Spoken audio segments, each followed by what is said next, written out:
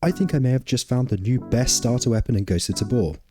The C8X. This is one of the new weapons added to the game in the most recent wipe, and whereas the other weapons added being the AK-5C and USP-45 are Spectre level 4 weapons, the C8X is a Spectre level 2 weapon, and Spectre level 2 is actually really easy to achieve in a very short period of time. All you need to do is open up your wallet, pull out your credit card and buy the Nuclear Night edition of the game. But all joking aside, it's actually very easy to achieve in a very short period of time using the questing system, as you only need to get a small amount of XP. I believe it's around 25,000, which you can achieve in basically 5 quests. And when it comes to the spending amount, which I can't remember off the top of my head right now, all you need to do for that is just basically buy the same weapon over and over again until you hit that threshold, and then you can sell them all back to him. Although you will lose money, it's a very quick and easy way of hitting that particular goal. And once you do get Spectre level 2, your opportunities are opened up massively. You get access to a number of really good solid weapons, which unfortunately are hindered by one thing specifically: how customizable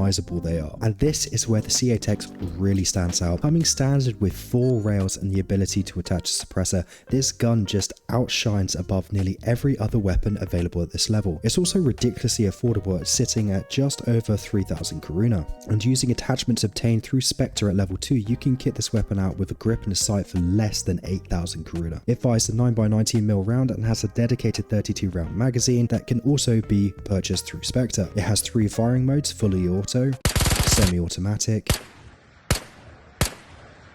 and a 3-round burst,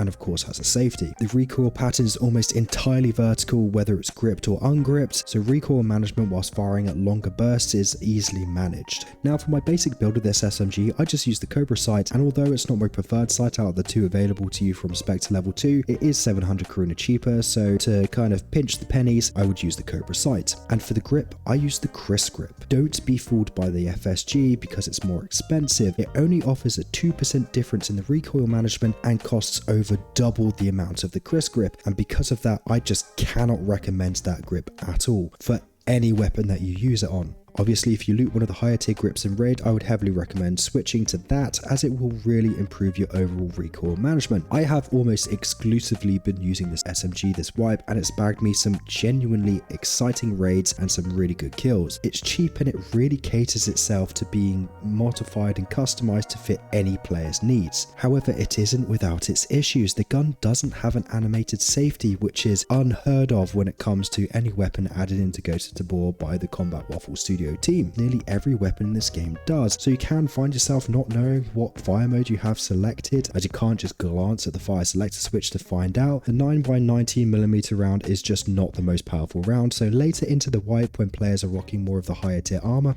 you'll probably want to look at adopting a different weapon, unless of course you have a ton of armor piercing 9mm rounds to hand, and then you'll be able to really stretch the longevity of this weapon. And on a more personal preference note, this gun can be kind of a little bit finicky. It uses a bullpup style where the magazine is inserted into the pistol grip, so it can be a little bit more involved whilst reloading. And although the bolt does stay back after fully depleting a magazine, you will still have to charge the firing handle, as it doesn't have a bolt release catch. But beside those issues, I can genuinely see this SMG becoming a daily raid runner for many of Tabor's residents, as it's cheap, effective, and easily modified to fit anyone's needs. But what do you think? Can you see yourself using this weapon in game, and do you think it's going to live up to the hype and the title I am placing upon it? Let me know in the comment section below, and as always, until next time, ciao.